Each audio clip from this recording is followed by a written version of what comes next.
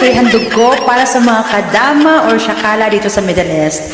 Alam kong maraming makaka-relate nito.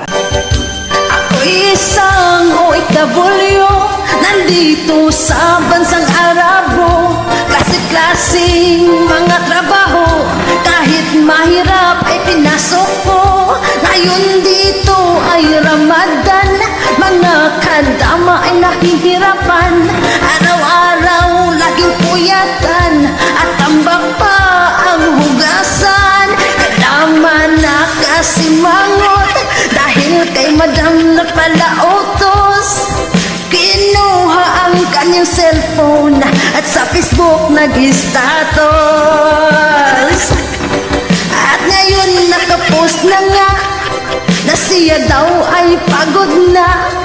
May emojing nakaluha pa, dasal nito may hadiah. At ngayon tumatawa siya, nakarelate sa aking kanta. Hala sige, pakinggan mo pa, at ito